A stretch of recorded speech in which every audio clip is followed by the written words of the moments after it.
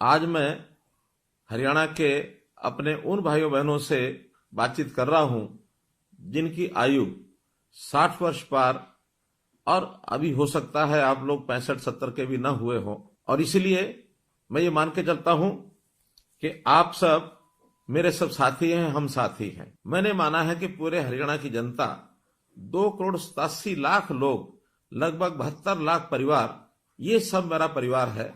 और इस नाते से आप मेरे परिवार के साथी हैं, मेरे भाई बहन हैं। कुछ वर्ष पहले हरियाणा के अंदर ऐसे व्यक्तियों के लिए जिनकी आयु 60 वर्ष से ऊपर हो जाती है, उनको एक सम्मान निधि के नाते भी योजना शुरू की थी।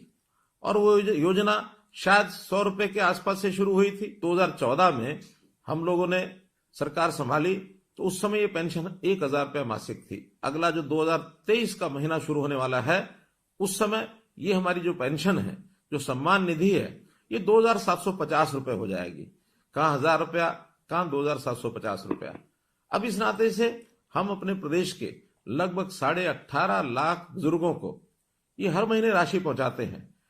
460 करोड़ रुपए से ऊपर ये राशि हर महीने पहुंचती है।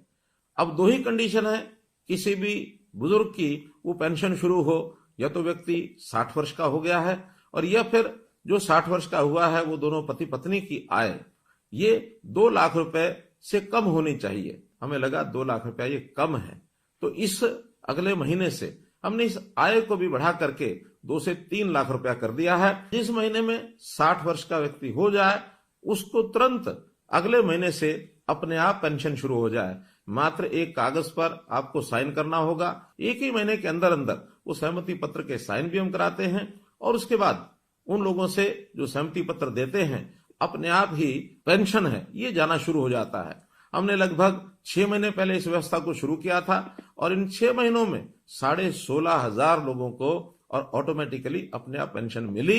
केवल हरियाणा प्रदेश ही है जो ये 2,750 रुपया और ये दे रहा है, और किसी प्रदेश में इस प्रकार की व्यवस्था या ऐसी नहीं है। हमारे देश के प्रधानमंत्री विशेष तौर पर बहुत चिंतित है, गरीब परिवारों के लिए उनकी चिंता है।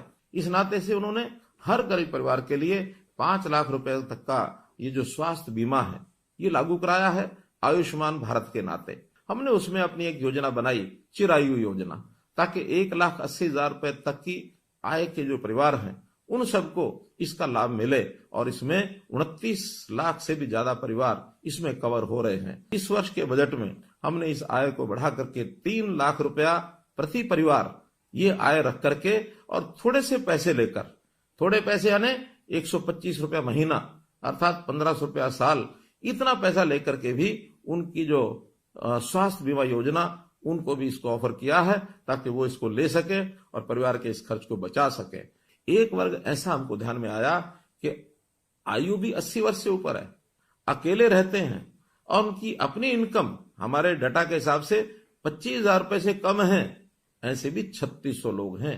अप्रैल से इन सब लोगों के लिए जो वृद्ध आश्रय स्थल, सेवा आश्रम, वरिष्ठ नागरिक सेवा आश्रम, इन सेवा आश्रमों में उनको हम कहेंगे जाकर के वो वहां रहें। अगर वो सहमत होंगे, उन सबको हम इन सेवा आश्रमों में रखेंगे। कोई गरीब परिवार है, उसकी हर प्रकार की चिंता, राशन कार्ड के नाते से ऑटोमेटिक राशन बनते हैं। अगर किसी परिवार के सिर पर छत नहीं है, प्रधानमंत्री आवास योजना के अंतर्गत उनको मकान मिलता है। कोई व्यक्ति बीमार होता है तो उसको आयुष्मान के नाते या चिरायु योजना के नाते 5 लाख रुपए तक उसकी बीमा की भी चिंता हम करते हैं।